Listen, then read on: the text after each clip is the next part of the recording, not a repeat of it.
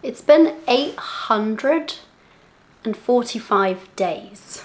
We've lived beside these walls, dreaming of being inside for so long. And tonight, we are finally sleeping in here.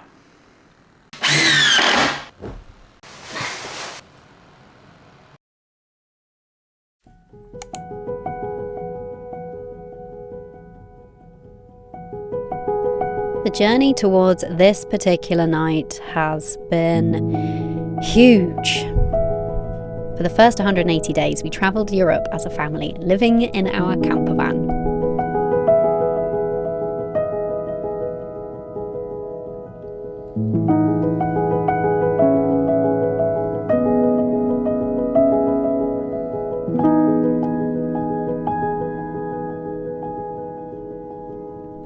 We'd bought this uninhabitable old stone cottage with 6 acres of wild, abandoned Irish countryside, and this was the dream for us.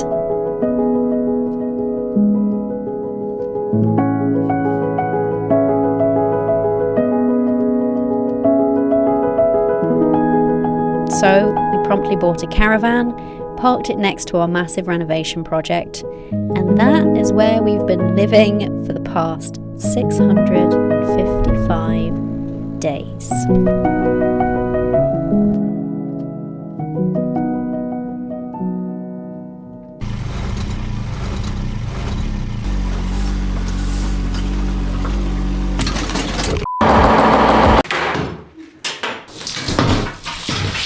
Hello. Nothing holding up this big wall. The joists seem to be just kind of hanging. There's nothing supporting those joists up there. Get rid of that.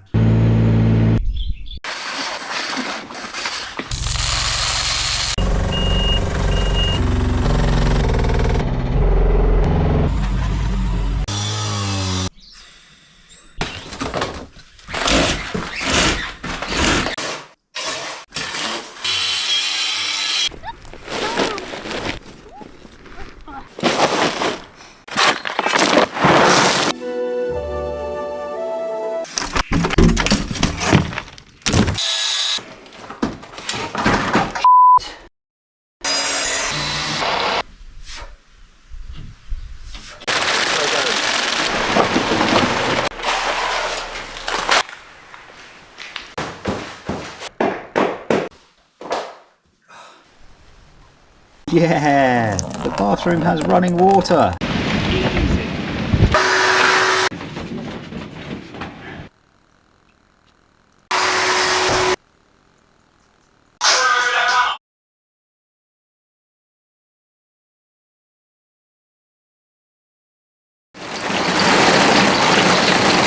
It's an absolute bomb site, isn't it? It's a war zone, mate. Alive then. You're alive then.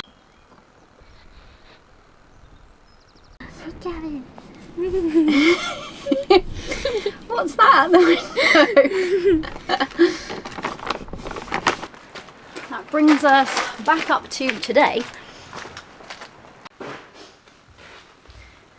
So when we left you last time, the plasterer had just finished his work here and the walls are now complete, and so since then Caravan has been on an absolute mission to clean up, sort out the air quality inside and get us in here. Probably should have said he's been on a mission to get us in situ, eh? So the big cleanup has begun. So the lounge is now free of a plasterer. No more plasterer in here.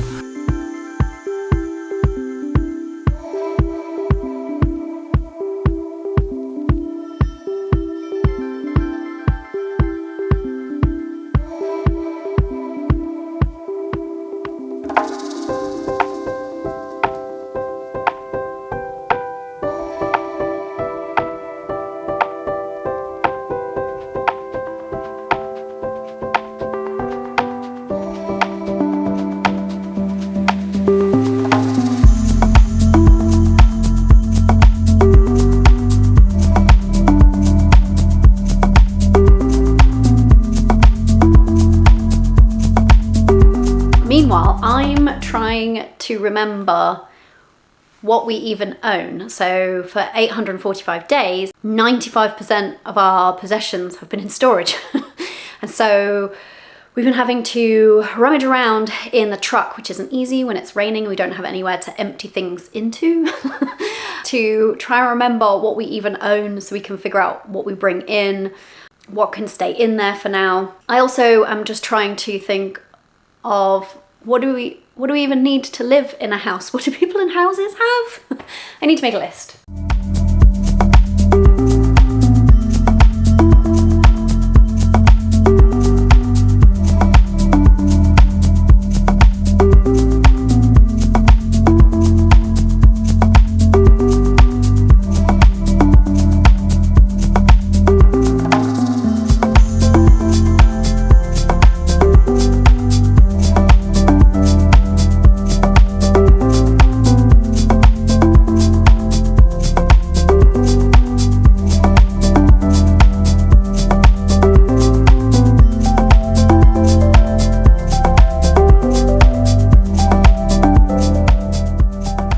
Temporary long-term staircase reinstated again. Woohoo. And it doesn't feel real yet, to be honest. 845 days have conditioned me to feel otherwise. That's a long time of not living in your own four walls, isn't it? At the beginning of this renovation adventure, it felt exciting at the time. Bundling into the caravan, I would be lying if I said it hasn't put pressure on us as a couple. Of course it has. And during those tougher months, of which there have been plenty, it's honestly helped me so much having somebody professional to talk to so that I'm not venting all of my frustrations and overwhelm at caravan. Which brings me to BetterHelp, who are the paid partner of today's video. I started using BetterHelp a while back now when the renovation just was feeling never ending. We were at that stage, you've probably been there in projects before, where we'd come so far, but we still had so far to go. And I was completely overwhelmed.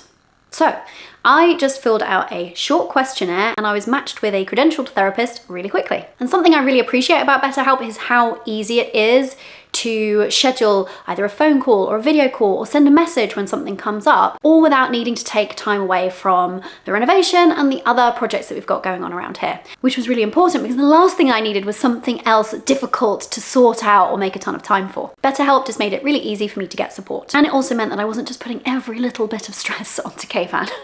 Having someone outside of our little homestead renovation bubble to talk things through with really took the pressure off, especially during those long months of living with limited creature comforts and really quite cramped space in the caravan. If you feel like you've got a lot on your plate too, it might be something worth exploring. You can use our link betterhelp.com/offgrid to get 10% off your first month. Thanks to BetterHelp, I had somebody to talk to during those chaotic caravan months. It's kind of funny to think that that is a chapter of our life behind us now, which made the whole adventure a little calmer for me and a little bit easier on our marriage too. Right, so I'm gonna whip out my phone, make a list of things that I need to source. So I'm gonna divide it, I think, into a list. I love a list. Do you love a list? Let me know below. A list of things I know I definitely need to source, a list of things that I need to inquire in our storage in the lorry first, and actually a list of things that I know that we have in the lorry that we can pull out now. So lots to do, but it's all worth it because we're going to be sleeping in here every night. I have to keep saying it because it's just not feeling real yet. I've spent an entire day hoovering the floor, getting rid of all of the droppings from all of the sand and cement render, and just generally cleaning up really. So we've now got a kind of, almost have a room to work with here. So I've had the air purifier on 24 hours now. Going to run that for the whole week. It'll end up snow white once it's dried. So you can kind of see the lighter areas where it started to dry and the darker areas where it's still got remaining moisture in there. And the temporary long-term kitchen area was the last area to be done, and that is still sopping wet. And in fact, all of the condensation's hitting the windows and pooling on the new windowsill there. You can see Corey hasn't cleaned this, so it's completely covered in black, I guess, well, mould really. Plenty of cleaning up left to do. I'm going to tackle the windows now. So I've got my bowl of water, and yeah, there's lots of sand cement residue on the frame, and inside the frame and on the glazing. So yeah, I've got a big tidy up to carry on, so let's get on with it.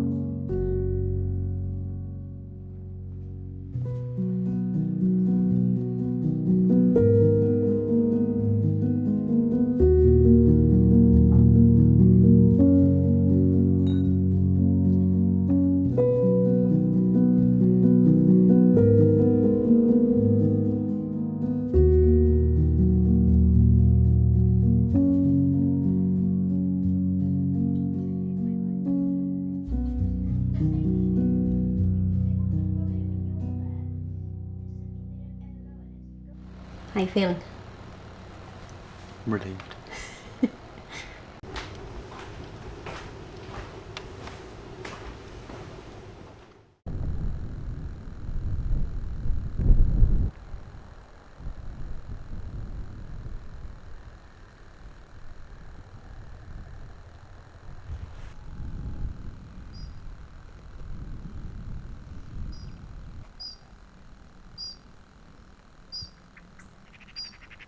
We did it. We're in. We are in. Well, not fully in. We're sleeping in. Sleeping in, not sleeping in. I'd like to be sleeping in. I'd like to be sleeping in too. Oh, we made it. Sleeping in our home. Sleeping in a home that we own in our own four walls after 845 days. It's a big deal, right? That's how long it's been. Yeah. Yeah, I mean, we still have a ton of work to do. In even ignoring all of the grand plans for future kitchens and, you know, barns and fancy things like that. You know, just getting this home operational. Like, we still don't have a fully functioning kitchenette. There's still some work to do in the bathroom, but we're in, and it's warm. Yeah. And it's starting to feel like home, isn't it? It's starting to feel like home, yeah. Yeah. So once I remove the temporary plastic sheet blocking the bedroom from the lounge. I don't know if you can hear that, but in the background it just kind of keeps going with the wind. Yeah, so the lounge is still being decontaminated. We've got the air filter, we've got the ozone generator, we've got all kinds of cleaning to do in there. And that's even before we start getting on with the rest of the work. But it doesn't matter, because we can sleep in here. Yes. And we've been sleeping soundly on this real bed. A real bed with a real mattress. A real bed. The observant among you might have been asking a couple of questions, such as, why on our first night in here did we not have any actual linens on our bedding? And that's because I wanted to strip all of the bedding to de-caravan it. The caravan has a smell that is not pleasant, and we didn't want to be bringing that in here with us, so we just bought the actual duvets themselves, and I did have some spare pillowcases and things like that, but we were like, no, let's just wash and dry all of the bedding before we bring it in here. I'm gonna have to decontaminate all of our clothes. That's next. So that was one thing. That was why we were sleeping with just a bare duvet. And if you're wondering why Trevor, our daughter, not her real name, is sleeping, I'm pointing down here because she has a little kind of trundle bed. I don't know. A little makeshift bed on the floor there, partly because we are waiting on her bed arriving. She didn't have a bed, so this came out of the truck. So we've been storing this, but we got rid of her bed before we left the UK 845 days ago because we knew that she'd have outgrown it. So we're waiting on bed delivery, but also we're not living in any other part of the house other than this. This is the only bit that's been cleansed sufficiently to stay in it. So also I think the added advantage of having her in here is we've all lived in such a tiny space for such a long time. I think, you know, she's obviously very much looking forward to having some space away from us, being able to close a door on us. And at the same time, we've all gotten so used to being in a small space together. This feels like a luxury and like a much bigger space to be sharing together. So it's just, you know, improving things by degrees, hey? Yeah, so we're just glamping in the cottage right now. Yeah. We still don't have a working kitchen. Can't wash or bathe here yet. No, wash our hands. That's an upgrade. Yeah. Yeah, so we'll just be, over the next weeks, moving functions back into the house, out of the caravan. And then do we get to like ceremoniously burn the caravan? I hope so. What are we thinking? Well, I suppose in an attempt to be you know, good custodians of the planet, we should try and give it to someone who would do something useful with it rather than just throw it into the ground. Yeah.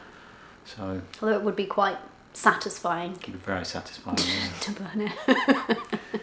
The other thing that I just wanted to say is that this is a big deal for us because it's been a long time coming, getting to this point. So we love that you guys are here celebrating with us. Oh, quickly, first, if you've been with us since we started making our renovation videos, let us know below, or if you've watched them all from the beginning and you found us later that you binged watched our back catalogue. We'd love to know that who's been celebrating, who are like the long-standing community members here. OG subscribers. The OG, off-grid. Hey, I'll see what you did there. So it is a really big deal, and we do complain about how rough it's been in the caravan, because it has been rough. We just want to be real about that. And at the same time, I think we also know we're super privileged to be here, even doing any of this. And we chose this. We didn't like actively choose 845 days outside of walls. We didn't actively choose 655 in a caravan. But we gave up our very comfortable life inside some lovely four walls in the UK for something else. We gave up some, I think we've given up some convenience and some comfort forever. Yeah. Because, you know, to get our eggs, we have to walk up a very steep hill. I mean, that's both a privilege, but also less convenient. So I just kind of wanted to mention that it has been our choice. But it also feels like we've earned this celebration. Do you agree? You've earned it, my days. You've been an absolute workhorse. Has it been worth it? I don't know yet. Well, it's quite an interesting topic because the last few months have been so challenging, like in every way, physically, mentally, like kind of it's taken the sheen off the spectacular place that we've ended up in. Yeah, and why we're here, because while we're loving restoring this cottage, it's not why we came. We came to start the homestead and to live this outdoor life. And we've been doing that, you know, every day. I'm out there with the ponies and the hens and whatever, but we've not been able to, especially you've not been able to enjoy that aspect as much in the last few months, just because this has overtaken all of that. So I feel like I've lost the original reason that we fell in love with the place. So it's going to take me some time to recover, basically. Yeah. We have a nice bed to recover in now. Yeah. You can fall back in love with the dream. Yeah. Right? Well, I'll hibernate in bed for a month. Yes. And then I'll see how I feel afterwards. Good idea. Well, I want to thank everyone that's been along for the ride. I hope you've been able to have a laugh with us, have a cry with us, you know, in some way share the burden. Yeah. maybe find some sort of inspiration. To do your own madcap thing, whatever that is. Yeah. It might not always be comfortable or fun, but it'll probably be worth it in the end. Yeah. Watch this space. Yeah. TBD. I think it's worth it, but it's easier for me to say. Yeah, thanks guys. Like I don't think we could have kept going without these guys, do you? Because it's been good. It's really been a significant morale boost week in and week out, hasn't it? Yeah. Yeah, so you guys are legends. Thank you so much. And onwards, here's to the next chapter. The cottage chapter. We're out of the caravan chapter, sort of. Getting there. See you next week, folks. See you, folks. Oh my days. What's that symptom or a condition where you've been a prisoner for so long? Stockholm syndrome. Stockholm syndrome, yeah. Are you saying that she's got Stockholm syndrome? Well, you definitely have. I definitely have. I'm like, don't leave me, my captor. So we did that. What's my train of thought now? I'll get back at it. I want to say something positive to end. Name it.